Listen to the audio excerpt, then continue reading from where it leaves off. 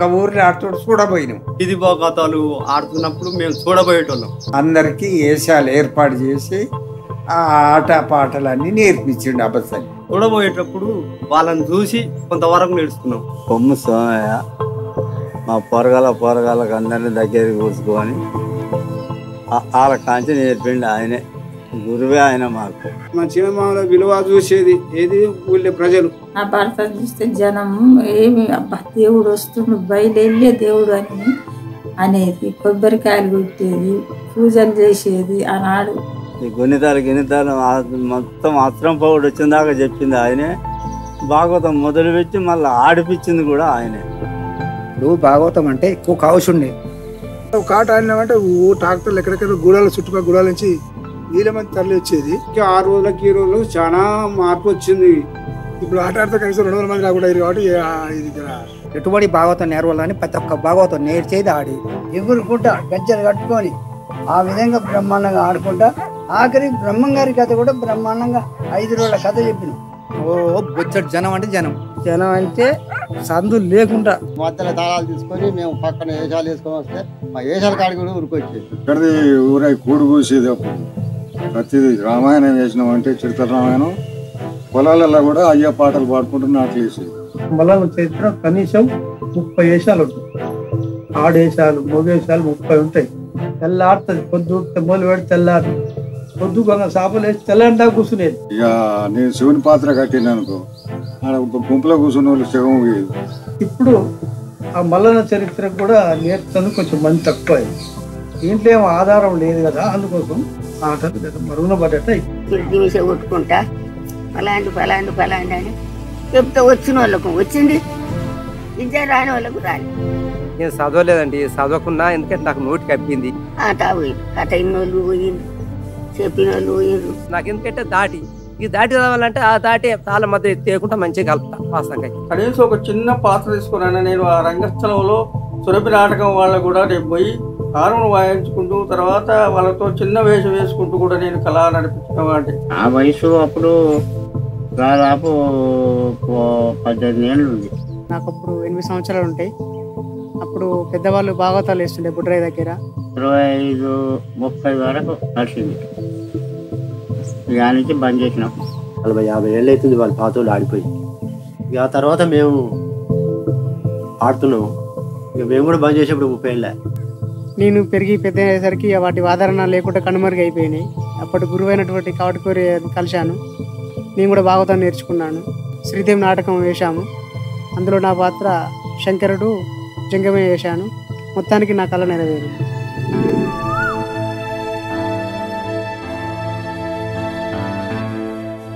ఇది వీరప్ప చరిత్ర ముసల్లో అయింది. ఆడి పానమున్న రోజులను ఆడిద్దాము అట్లా దాచిపెట్టిన ఉన్నాయి. ఆడనేషన్కి ఎప్పుడైనా ఆగదు పానం. ఇంకా దీన్ని ఒక 10 మందిని పెట్టి దీన్ని పైకి తేవాలనేది కోరిక నాకు ఉంది. నాకు వస్తుంది కాబట్టి నలుగురు నేర్పాలి కదా. ఏమాని తెలుపు ఏమాతో తెలుపు మీనారా వీనోరా ఏమాని తెలుపు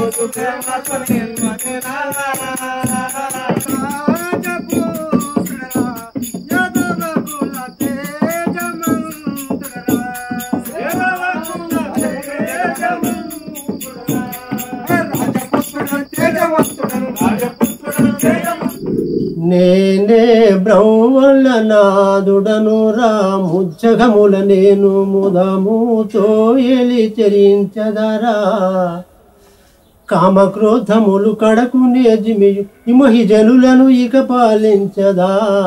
నేనే బ్రహ్మణనాదుడను రా ముజ్జగముల నేను ముదముతో ఎలి చరించదరా.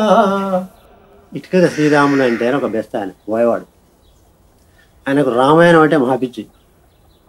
రామాంజనేయ యుద్ధం అమరముల మీద రాయాలి ఆడియాలి అనేటువంటి కోరిక ఆయనకు చాలా ఉండే. రాసిండు, ఆడిచ్చిండు, అవి ముద్ర కూడా వేయించిండు. ఆ పుస్తకాలు కూడా ఉన్నాయి. బుధవాయును తుండను సుయోధనుండరా దుర్యోధనుండరా యాశోధనుండరా మదవ పక్షంబున దుర్బోధలు సల్పెటి వారిని బోధించి గాలించి గాజులు మంపేసిన బల్ గోపికలో లుడరారా గోవర్ధన గరుడారా గోపికలో లుడరారా నిమిషమందున సంచగింపక చెప్పితే ఏ మందురోక నిమిషమందున సంచయింపక చిన్నతనమున చేసిన బాసలు చిన్నతనమున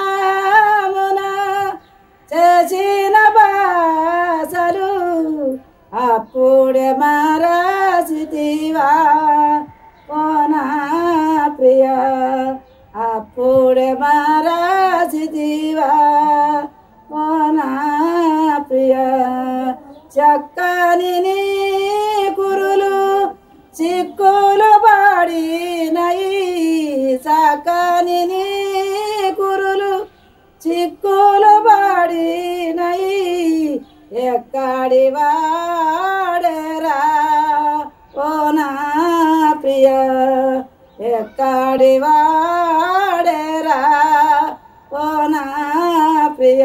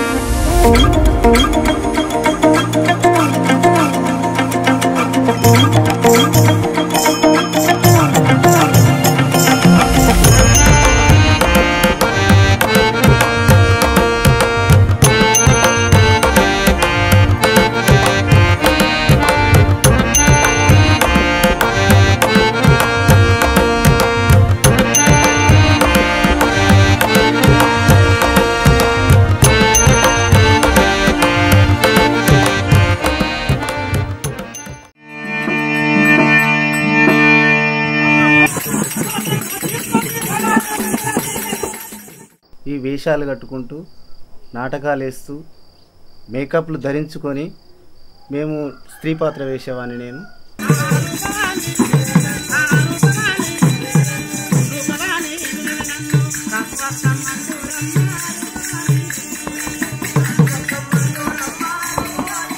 చీరగట్టుకొని చిలకలాగున్నావు రైక తొడిగికొని రంభలాగున్నావు చీరగట్టుకొని చిలకలాగున్నావు రైక తొడిగికొని రంభలాగున్నావు బొట్టు పెట్టుకొని బొమ్మలాగున్నావు కాడి పెట్టుకొని కాడిలాగున్నావు పాపు ముంగల పెట్టి ఆశా పెట్టావా నా గురము నా వాస్తవ్యము మొత్తము నీకు తేటపరచడానికి సభస్థలికి వచ్చి ఉన్నాను. సభలో ఒక ఆడదాని పేరు తెచ్చినందువలన దానికి నాకు వైరము కలిగినదే వైరం. ప్రపంచంలో నన్ను తెరిచే మనగాడు లేడు.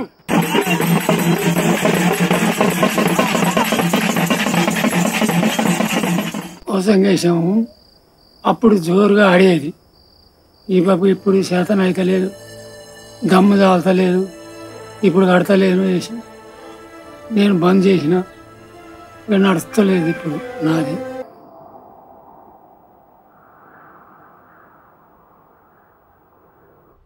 నా వయసు వాళ్ళందరూ పోయారు, నా క్లాస్మేట్ నాతో వేషాలు కట్టులు అందరు ఎవ్వరూ లేరు. ఎవరైనా ఒక్కరినే చెప్పినా నేను నా ఈ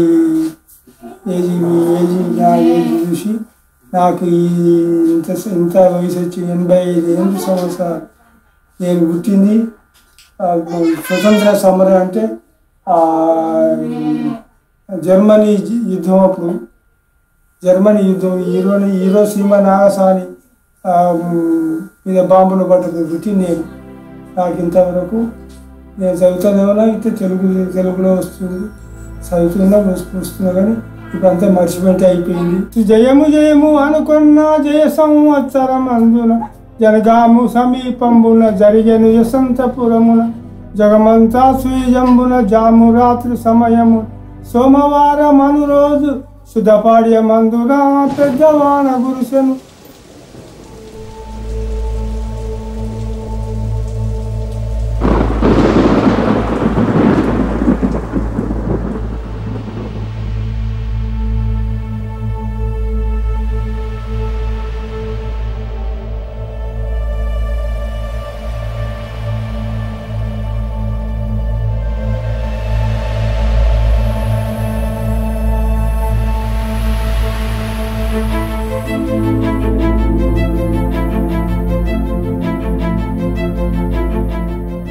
స్వర్గీయ మహబూబ్ అలీ గారు వారు కూడా ఒక ముస్లిం అయినప్పటికీ వినాయక చవితికి కానీ అన్ని పండుగలలో ఒక ముస్లిం అనే వ్యక్తిగా భావించకుండా అటువంటి తెలంగాణ జానపదాలు కానీ భజన పాటలు కానీ వారు ముస్లిం అనేటువంటి తేడా లేకుండా అనేక పద్య రూపాలు కానీ గద్య రూపంలో కానీ వారు చేసినటువంటి సేవ చిరస్మరణీయం. కళాకారులలో వాళ్ళు ముస్లింలైనా కూడా మా హిందువులతో కలిసి అన్ని కులాలకు సంబంధించిన వాళ్ళందరూ కలిసి ఆ రోజులలో డ్రామా వేసి ఆ డ్రామా చందాలతోటి ప్రైమరీ స్కూల్ కూడా నిర్మాణం చేయడం జరిగింది. మా నాయన అంటే నాకు చాలా గౌరవం. మా నాయనకి నేను ఫస్ట్ కూతురుని. మా నాయన ఎవరు తీరలేరు. మా నాయన అంటే నాకు చాలా ఇష్టం. అంతకంటే ఎక్కువ నేను చెప్పలేదు. రేణు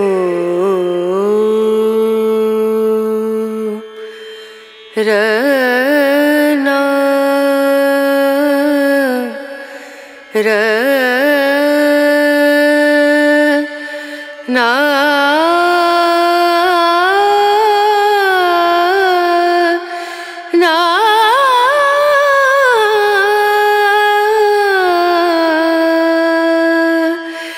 రేణు